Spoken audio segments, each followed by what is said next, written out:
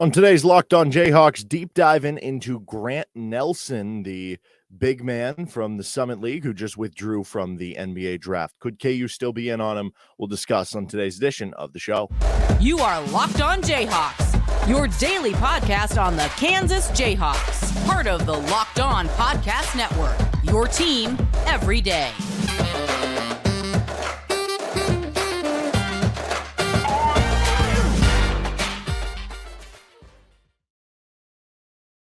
Welcome back into another edition of Locked On Jayhawks. I'm Derek Johnson, your host here. You can hear me as well Monday through Friday from 3 to 6 p.m. on KLWN in Lawrence with Rock Chalk Sports Talk. Thanks for making Locked On Jayhawks your first listen every day. We are free and available wherever you get any of your podcasts. And on today's edition of Locked On Jayhawks, we're going to be deep diving into Grant Nelson. As things stand right now, KU has one open scholarship. Will they use it? Will they not? If they do, Grant Nelson probably becomes the top available target for them.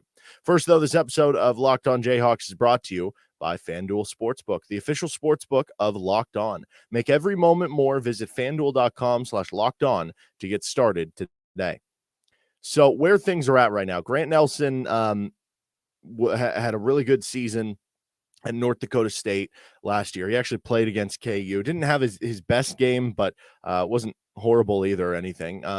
Really athletic big man, kind of power forward type, would allow you to play a too big traditional role once again, but he's got some athletic testing that is closer to being like and honestly, some athletic testing that is closer to being like a point guard that you could clearly get away with it if that's what you wanted to. So he entered the portal on the very last day that you could enter the portal. Then he went through the NBA draft process, went to the NBA combine, which he balled out at.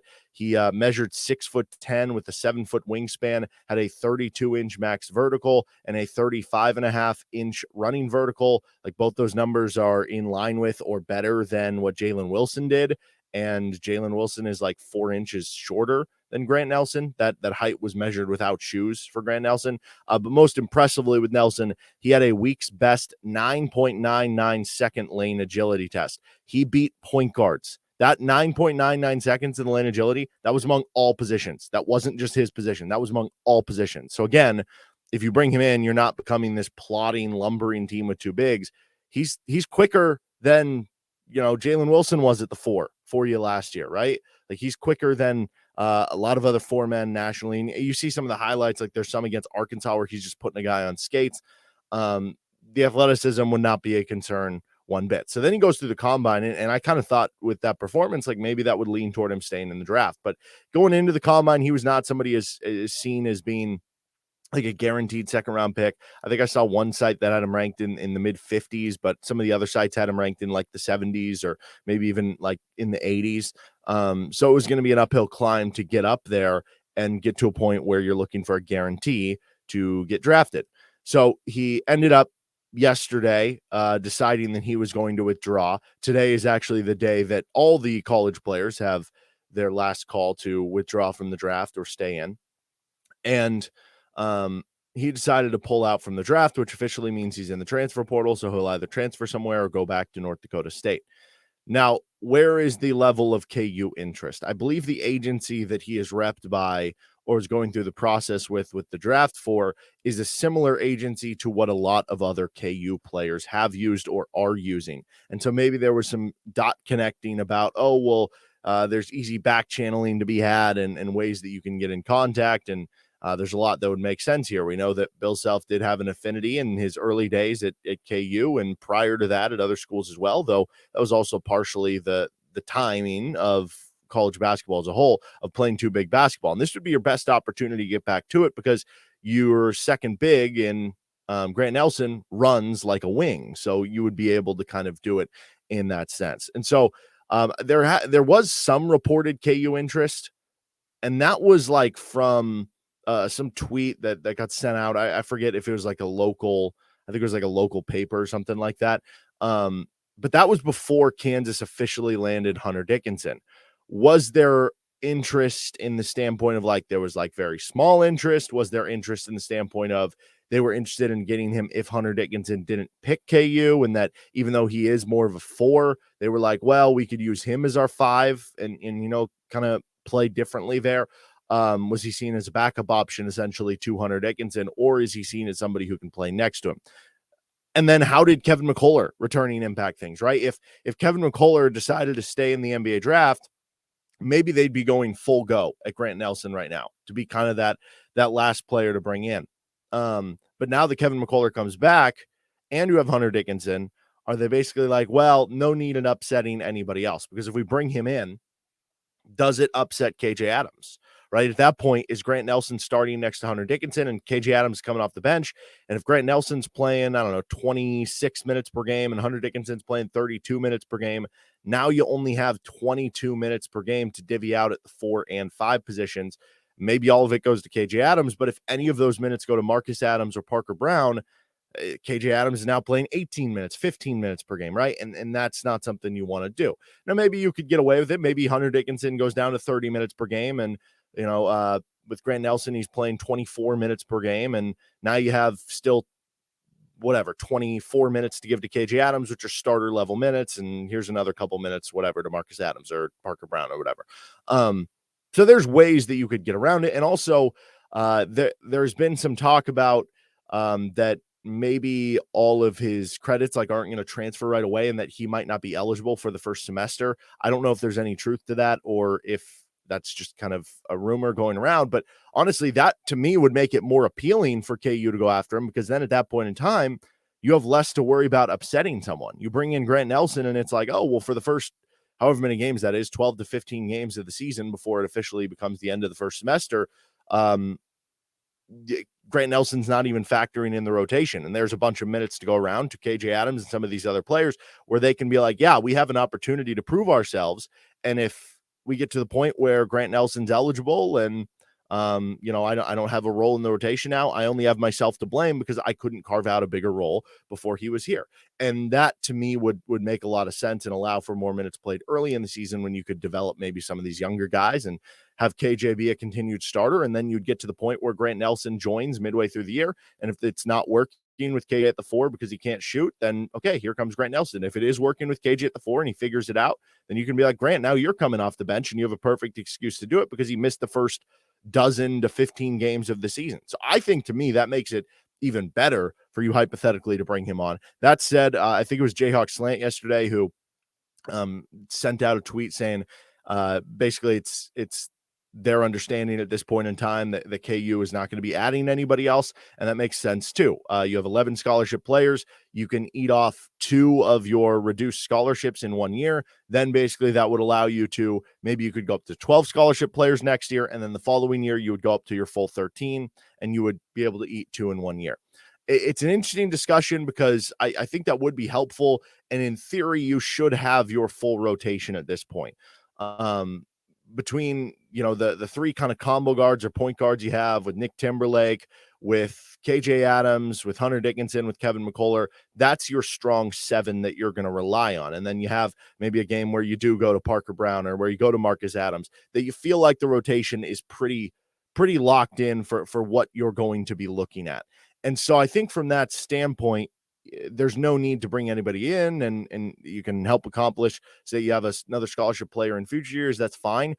But the counterpoint to this is why not add more talent if you've got it? And specifically, I think injury related, how many seasons have we seen KU have an injury, especially to a big man? I mean, from Joel Embiid to Udoka Azubuike, right? To having guys suspended like your Cliff Alexanders of the world. Like KU has had so many difficulties at that big man spot at the center position in terms of some of those injuries into March, into the Big 12 tournament, into the NCAA tournament, that in my opinion, I think it'd be smart to go after Grant Nelson. It gives you more coverage. It gives you more opportunity in case of injury. And I still think you can make it work minutes wise to kind of appease everybody and make everybody happy in that circumstance. That I think he is a very interesting talent that I would still be all in on it, but I don't know that KU necessarily is going to be. Now, maybe that's KU feeding that out publicly about, we don't need to add anybody because, you probably had to use a lot of your NIL funds on Hunter Dickinson and bringing Kevin McCullar back. So what happens now if Grant Nelson is like, yeah, I just want to come back and prove myself, and I do want to go to Kansas, but KU is like, yeah, we don't have as much NIL money for you. And so you leak this out there about, oh, well, we're not really looking to take in anyone. So he's like, okay, fine, I will take less NIL money to come there. I don't know. Maybe that would be some sort of ploy. I don't think it would be, but I guess tinfoil hat if you want it.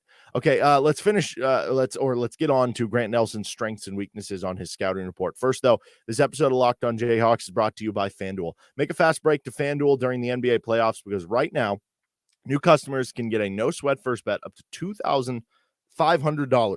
That's right, $2,500 back in bonus bets if your first bet does not win.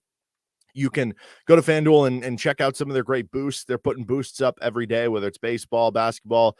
You can bet on your favorite same-game parlay, right? Hit up the Stanley Cup, who you think is going to score a goal. You got Vegas and Florida. Florida, the Cinderella team. Vegas, this team who plays unbelievable defense. You got Jack Eichel kind of stepping up for him, and they've got kind of this balanced offense. You can bet on your same-game parlay with the NBA Finals, right? Like Nikola Jokic, you can get him over 25 points, Jimmy Butler over 25 points, combining all this stuff together, and some of the great promotions as well that they have going on each and every day. I think for game one of the finals, they have a no sweat same game parlay. Make sure to read all the details on how to get that qualified. There's no better place to bet on all the playoff action than America's #1 sportsbook. Visit FanDuel.com/lockedon and get a no sweat first bet up to $2,500. That's FanDuel.com/lockedon. FanDuel, an official sports betting partner of the NBA. Okay, on to the scouting report here for Grant Nelson. Let's start with his strengths. Experienced player with good numbers. So he's an older player. He'll be a senior. This will be year 4 for him. I believe he would still have another year even after that due to the COVID year. But he averaged about 18 points, 9.5 rebounds, over 2 assists per game, 1.7 blocks per game last season. Really good numbers, efficiency across the board, 52% from the floor. That he has done it at the collegiate level. Now, he hasn't done it at the Power 5 level, but inside scoring has been a strength for him. He shot 53% on twos as a freshman, all the way up to 59% on twos as a sophomore, which is a really good number, and further to 60% on twos this past year as a junior. So shot really well inside. In the game against Kansas, I think he went 3 of 5 on 2-point shots, but he just struggled from 3. He also ranked in the 72nd percentile on synergy in post-up scoring. So he's a good post-up guy. 63rd percentile in pick-and-roll roll man. So solid enough as a pick-and-roll roll man, which is always good if you have DeJuan Harris. He's solid in transition. He's solid off handoffs. He's solid off cuts, all things that you can kind of take advantage of. He's just kind of solid in a lot of different ways. And he's a good passer too, good ball handler. His ball handling allows you to play him at the 4 and feel like you still just are kind of playing a giant wing out there, and you are kind of playing 4 round 1, but also getting that second big in there. And over 2 assists per game. Hunter Dickinson's a good passer. Even though you'd have 2 bigs in there, both of them would be good passers. You'd have fun high-low opportunities with him and Dickinson, or if you have him on the court, right, you can, play a lineup where he's next to KJ Adams, and KJ's a good passer too. So there's a lot that you can kind of do with those guys.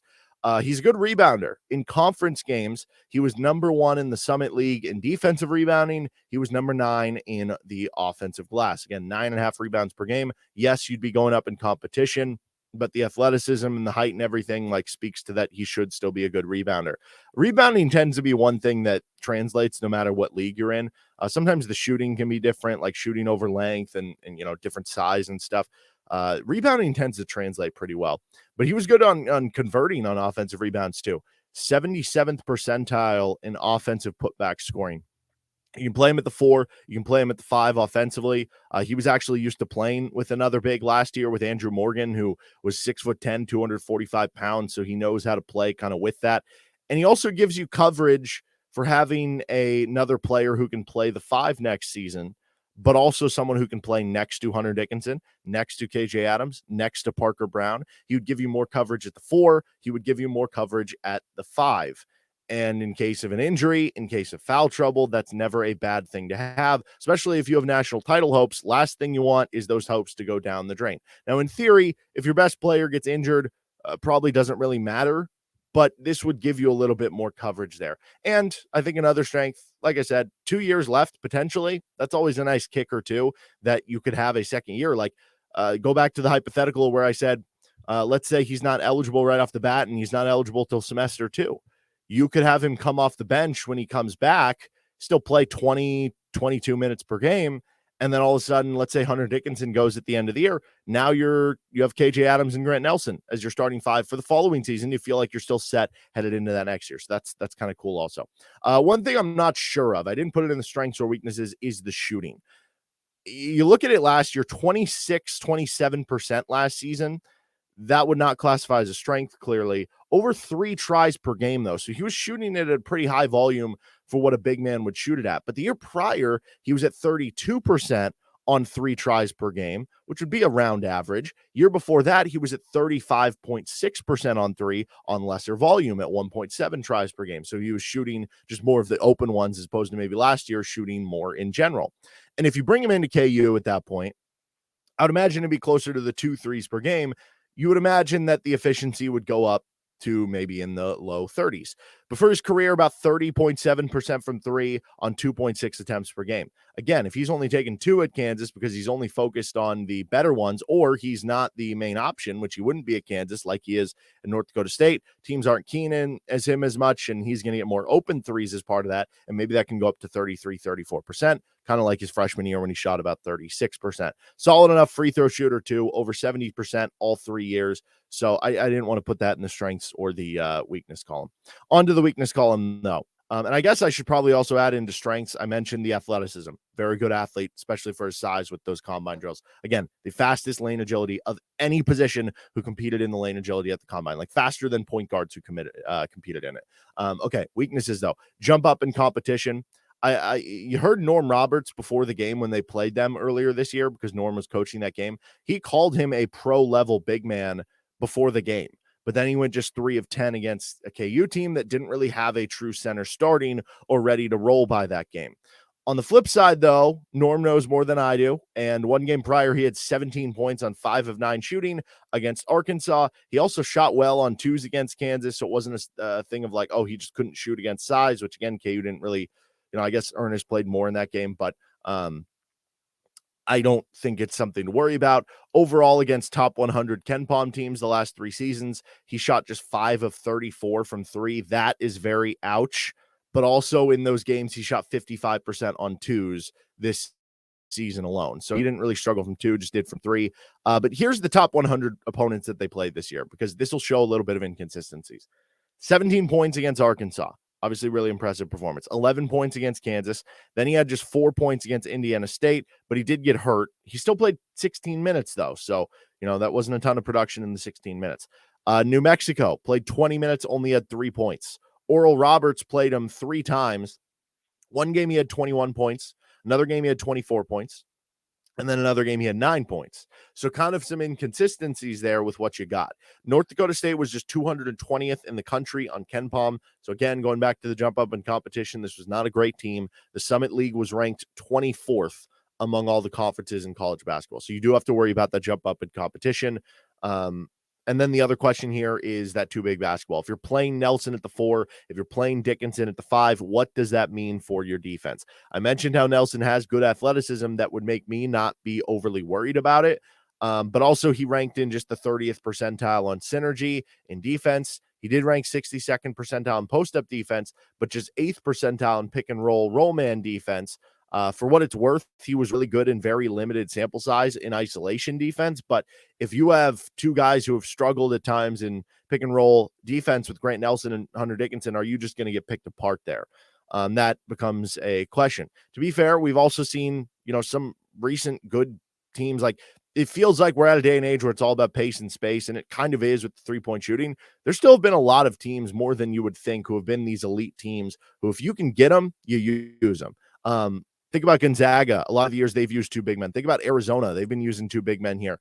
Think about Duke. A lot of the years they've been using 2 big men. North Carolina with Roy Williams. North Carolina in the year that, they went to the title game and lost to Kansas was using 2 big men. So you can still accomplish it that way. It's just a different way to go about it.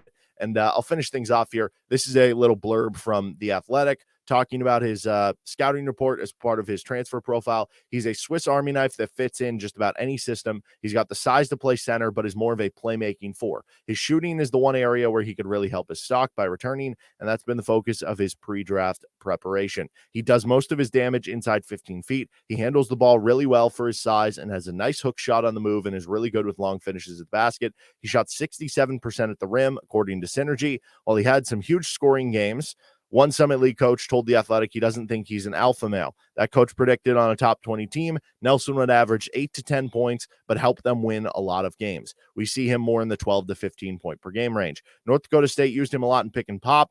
He can mix up screening angles, flip a shot, or flip a screen or ghost, get him in space, and he's able to score or find open teammates. He'd be a great pick and roll partner with a high-level guard. Defensively, he's switchable, but he can get lost in space. So there's a lot of what we kind of talked about. All right, let's finish up how he would fit in. This is Locked On Jayhawks. Finishing up with Locked On Jayhawks, how would he fit in? I think if he is eligible right off the bat, you would view it would be a competition between him and KJ to start at the 4. The other one would still get 20 plus minutes per game, though. If he's not eligible right away, I think that works best for KU, because then you can start KJ all the way through. Then you have an excuse for Grant Nelson why you didn't start him after bringing him over, because he came in late. And you still could have another year after that with Grant Nelson where he could really take off that next year. But you would have, I mean, at that point, you'd have the best front court in the country, maybe, right? Like KJ Adams was Big 12 most improved player last year. Hunter Dickinson, Grant Nelson, you still have Parker Brown as an emergency guy, whatever Marcus Adams can give you. That'd be a very good front court. Maybe not the best in the country. There's some good ones, but that would be a very, very good front court at that point in time.